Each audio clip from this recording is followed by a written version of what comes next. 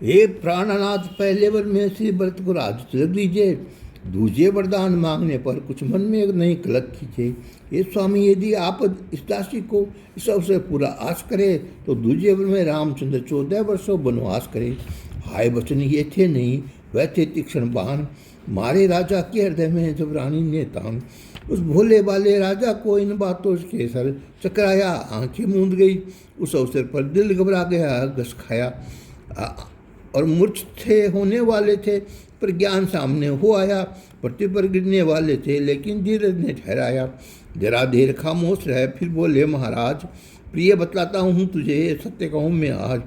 सब पुत्र पिता को सोचो तुम, मन में एक ही बराबर है मुझे भरत और राम एक, साकी इसके परमेश्वर है। जो पहले वर मांगा तुमने, सो खुशी से मैं वह देता हूँ। तो प्रातःकाल ही बुला करके ये राज भरत को देता हूँ। लेकिन वह रामचंद्र प्यारा 14 वर्षों वन गमन करे, इससे क्या तुझे लाभ होगा? वह इतना दुख सहन करे। दे राज भरत को सुख से तू, पर हृदय कठोर न अपना कर। है राम साधु निर्दोष एक तू, उस पर जुल्म पर इतना कर। रानी बोली, इस पर बनते थे प्रणवीर, मांगे वर माने कभी तजा आपने धीर। यदि आपका साहस छूटता है तो महाराज ऐसा करिए, बुढ़ी आंखों के आगे ही वह राम रहे जैसा करिए। लेकिन ये तब हो सकता है अब आप सत्य से हट जाए। ये सकता है मैं वरदान नहीं, ये अपने मुख से फरमाए। राजा ऐसा शब्द सुन भौंक उठे तत्काल, जो होना था हो गया। लेकिन बोला, संभाल ये मति की हीन स्त्री तू, हमने ये बात बनाती है जिनके प्राण सत्य पर ही उनका तो सत्य दिगाती है। कि सूर्य वंश को किसी तरह हम नहीं कलंक लगाएंगे, हम प्राणों को भी दे देंगे पर पण को नहीं गंवाएंगे। रानी रानी उत्साह से ले तू अपने वरदानों को, ये राज और वनवास भी ले और साथ साथ ले प्राणों को। फिर राम राम राम हा राम राम व्याकुल हो गए वहाँ पर वे, जैसे बिन पंख बिहंग गिरे, इस तरह गिरे धरती पर भी। उधर रात्रि साज से उगे सूर्य भगवान, बाजे बाजे शहर में है तिलक समान। मुख्य सब कुछ मुख्य प्रजागण है, मंत्रीगण दरबार में हाजिर होते हैं। लेकिन क्या कारण है, राजा अब तक महलों में सोते हैं।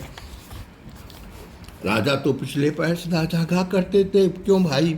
इससे पहले दरबार में वह आया करते थे, क्यों भाई? मंत्री आप खबर लाए, क्या विशेष कारण ऐसा है? मंत्री जब पहुँचे महलों में तब देखा दृश्य भयानक है सुनसान और अंधियारा, इनको कुछ नजर न आता है। वह रकुल का राजा दशरथ पृथ्वी पर पड़ा दिखाता है। सिराने खड़ी के कई है, जिस तरह सिंगनी भूखी हो, वह भी सिंगार रहित देखी जैसे कोई अति बिहावनी हो। ये दशा देख मंत्री सुमंत मन में अति भी घबराए, खुद को 110 सिंधु से डूब गए थे। राजा को देखना आए, फिर बोले मन में धीरज के दे, ये कई से माता बात है क्या? द्वारे है हर्ष पर पार नहीं, अंदर को ये हालत है क्या? आके कि नहीं तभी मंत्री जल्दी जाओ, भेद खुलेगा, राम को यहाँ बराबर लाओ, बुला कर लाओ। जाकर मंत्री ने कहा, उठो तुरंत राम श्री राम, के महलों में गए प्रसुत शोभा धाम। हे माता कहो, पिताजी क्यों मूर्छित है मैं पर पड़े हुए है? क्या कष्ट पड़ा है इन पर ऐसा, इनसे ये चिंतित पड़े हुए है? कहा के ने तभी सुनिए राम सुजान, राजा की ही है इन दिनों तुम पर प्रीति महान। मुझ से वर देने को था, मुझे इन्होंने वचन दिया, इस समय जरूरत हुई मुझे मन चाह वर मांग लिया। उसको सुनकर ये दुखी हुए और शोक बहुत मानने मन में, मांगा ये राज भरत को है, तुम 14 वर्ष रहो वन में। सुनते ही इस बात को सचिव गया घबराए, गिरा विकल हो भूमि पर गया पसीना हाय। मन ही मन उस समय मगन हुए श्री राम, माता से कह रहा जोड़ कर बोले यूँ सुखधाम। बड़भागी पुत्र वही है जो माँ बाप का आज्ञाकारी है, निर्भागी वह जन जिसने वृद्ध की अब बात बिछाड़ी है। माता ऐसी आज्ञा पाकर ये यौवन सफल हुआ मेरा, हो भाग्य मेरा एक महान ने सम्मान किया मेरा। ये राज्य प्राण प्रिय भरत को, मुझको आनंद इसी में है। ये माता मुझको आज 17 बजाता धाबा ही नहीं है दुख तो इतना ही है जो पिताजी ने पड़ दुखारी है। हाँ शोक बात नहीं है, पर जिनके हित में दुख भारी है। माता इनके दुख का विशेष कारण कुछ मुझे न जान पड़ा, होता है विदित हो गया है मुझ में कोई अपराध बढ़ा।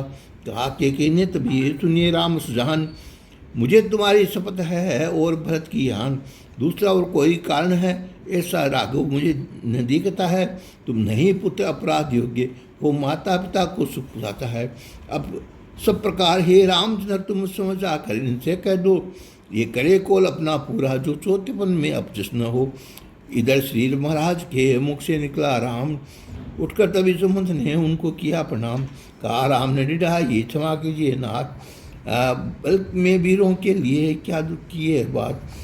ये कह मुस्काते हुए हटे वहाँ से राम, वहाँ वहीं संभालिए पूर्ण राधे श्याम।